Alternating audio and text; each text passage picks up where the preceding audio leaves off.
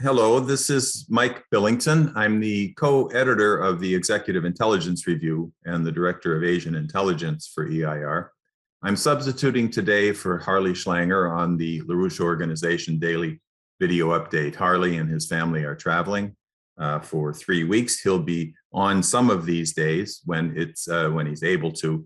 Otherwise, I'll be substituting tomorrow. Jason Ross, a director of the LaRouche Organization and one of our science editors, will be substituting for Harley. I'll be here on Friday. And next week, Harley will be on Monday to Wednesday, and we'll see what happens after that for the next week or so. So I'm delighted to be substituting for Harley on this exciting day. This is the day following NASA's release of the absolutely spectacular images taken by the James Webb Space Telescope. If you have not already, I highly encourage you to go to the internet and watch, see these 5 images, read about them, get a sense of what's just happened, a turning point in human history. In fact, potentially a wonderful turning point. We're looking 13 billion years into the past, out into deep space. One of the images is the birth of a star. Another is the death of a star. One is the dancing galaxies, where several of them are interacting, and they're taking pictures of this in the infrared. Quite amazing. They use spectroscopy to measure the elements in the atmosphere of a planet that's passing in front of its star, and therefore you can break down the light passing through its atmosphere, and they were able to determine what the elements are in that atmosphere. They discovered water in one, and these are potentially livable planets. Therefore, we're looking at where sometime in the future we may find life, or we may be able to bring life to these planets. Now, obviously, we can't travel to these places in flesh and blood, or at least not yet. They're billions of miles away, billions of light years, but our minds are there. The human race is there 13 billion years in the past. How are we there? We're there because the human race is blessed in the image of God with the creative power of reason. And by discovering the laws of the universe and using those laws to develop technologies and machines, we're able to travel in our minds, which is very real, very human, travel to these far distance places and think about when in the future, if we don't blow ourselves up, we can begin to colonize not only our solar system, not only our galaxy, but potentially even other galaxies. So this is very exciting. Helga Zepp-LaRouche last week was invited to address the annual International Space Conference. This one was in Germany this year. She gave a presentation on the life of our very, very dear friend, the dear friend of Lyndon and Helga LaRouche, Kraft Erika, the great German-American scientist who contributed enormously to our reaching out into space, and wrote about what he called the extraterrestrial imperative, that we are not earthlings, that because of this creative power of reason, we are drawn to colonize space, to reach out into the universe, that we are not earthbound, but we are citizens of the universe. And indeed, this shows what man can accomplish when we work together for the common aims of mankind. But as I don't have to remind you, here on Earth, things are not moving so swimmingly, as they say. We are in a state of perpetual war. We're now on the verge of a very real verge of a potential nuclear war, madness. We have famine at a biblical scale, expanding enormously because of the current breakdown crisis. The head of the World Food Program called this of a biblical scale.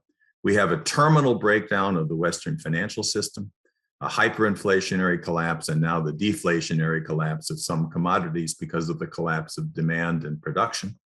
The entire dollar-based system is now finished. There's no way to save that system. Many of you probably saw Harley yesterday, where he went through the fact that the facade of the unipolar world the hegemony of the Anglo-American Empire over the whole world, the so-called rules-based order. This is crumbling. It's falling apart. If you look at the war, Ukraine has clearly lost the war, as Colonel Richard Black said.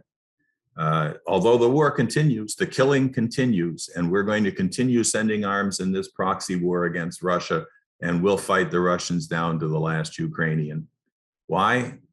Because the Western financial system is in such complete collapse that rather than fixing it, their view is that we must destroy the opposition, the emerging counterpole of the BRICS nations of Russia, China, India, and most of the rest of the world coming together to form some alternative to this disastrous dollar-based collapse.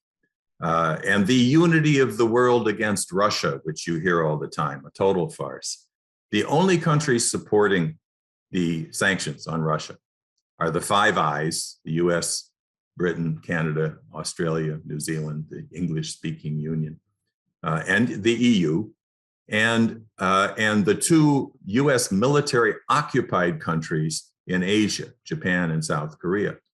And then one exception, Singapore, which you can pretty much consider a British banking outpost in Asia. These are the only countries that are supporting these sanctions. The rest of the world is totally opposed. Not a single African country, not a single South American or Central American country, and the only Asian countries, as I said, the rest are all working hand in hand with the BRICS and the development process, the Belt and Road process, that peace through development, not war through confrontation and geopolitics. You also probably heard Harley yesterday quote Joseph Borrell. This is very, very important because this is the first of the leading Western figures who've been part of this demonization of Russia, admitting the truth. Joseph Borrell is the foreign minister, if you will, for the EU, the equivalent of foreign minister, the same position as Tony Blinken for the EU. And he attended the G20 meeting in Indonesia last week, as did Tony Blinken. But Borrell, for some interesting reason, told the truth. Here's what Borrell said. Harley read it yesterday, but it's worth repeating. He said the G7 and the like-minded countries are united in condemning and sanctioning Russia and trying to hold the regime accountable. But other countries, and we can speak here of the majority of the global South, often take a different perspective. The global battle of narratives is in full swing, and for now, we are not winning. So the idea of unanimity against Russia, nonsense. And yet, what did Tony Blinken say? Literally just yesterday, after hearing his counterpart Borrell tell the truth, Blinken said at the G20, everybody opposed Russia.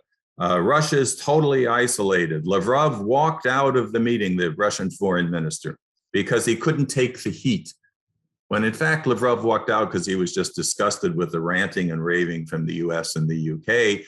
And he went out to meet privately with the heads or the foreign ministers of the other governments who were there to talk about how we bring about development for the human race.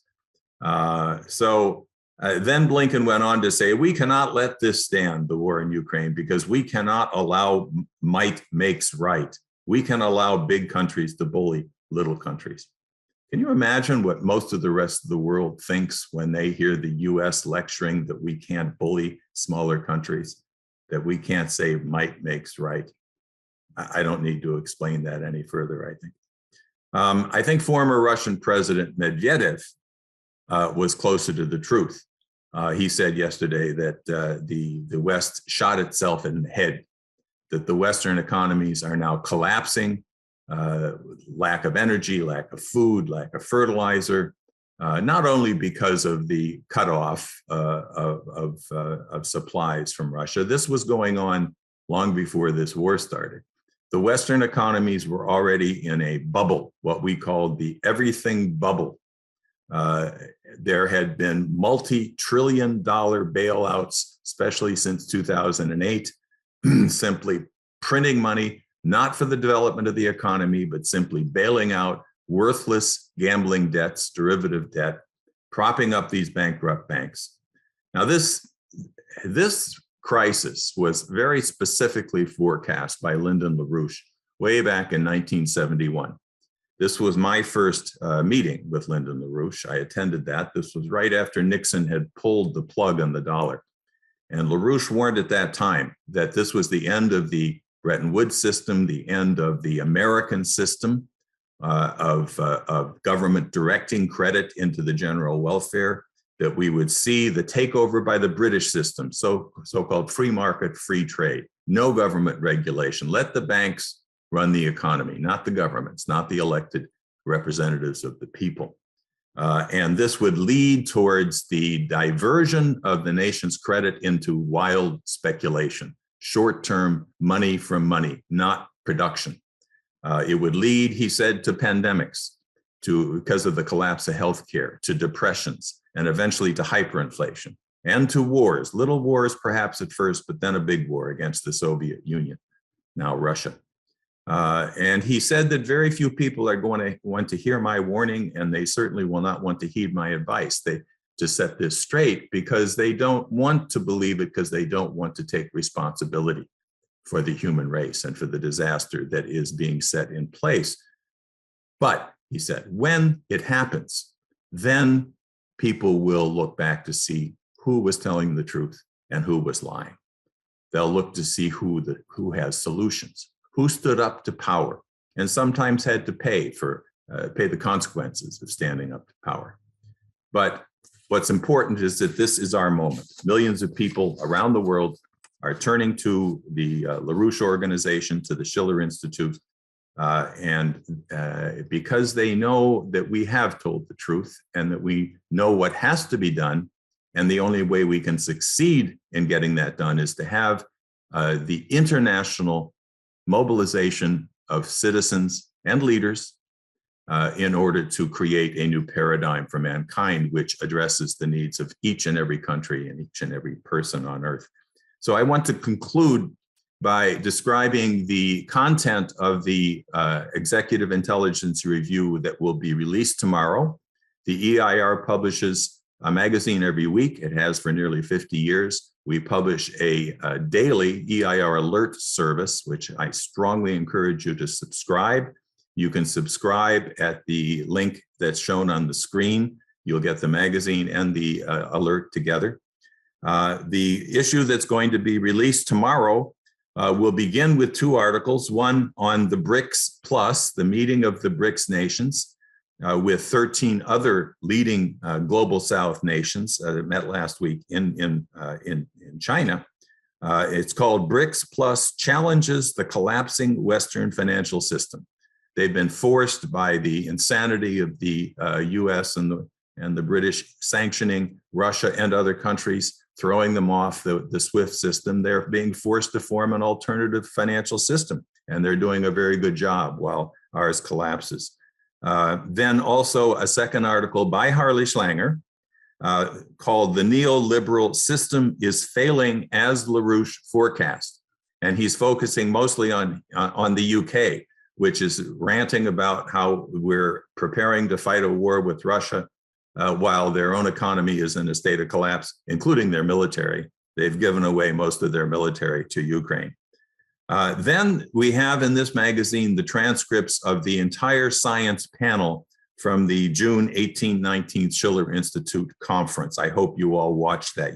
If you didn't, you can go to schillerinstitute.com, and at the top there's a link to conferences and a two-day conference. The conference title was "There Can Be No Peace Without the Bankruptcy Reorganization of the Dying Transatlantic Financial System." The third panel was on science, the principles of science for durable economic progress. And this panel, which will all be in this magazine, had presentations by scientists and analysts from Italy, from America, from Russia, debunking the Green New Deal fraud, debunking the so-called danger of radiation, and otherwise presenting the positive view of human development from Vernadsky and other great minds in the history of science. And then in this issue, as in almost every issue, we have a reprint of one of the LaRouche articles. This one's called "The Future of Forecasting" from 2004. where he discusses the fact that the fight for public policy has to be based on physical economic principles, not money. The value of credit for great infrastructure projects and scientific and technological progress. He concludes by saying that we have to move from physical economy being the slave to usury to money as the servant of what Leibniz called the pursuit of happiness. So thank you. Tune in tomorrow. Jason Ross will be speaking tomorrow. I'll be back on Friday, and Harley will be back on Monday. Thank you.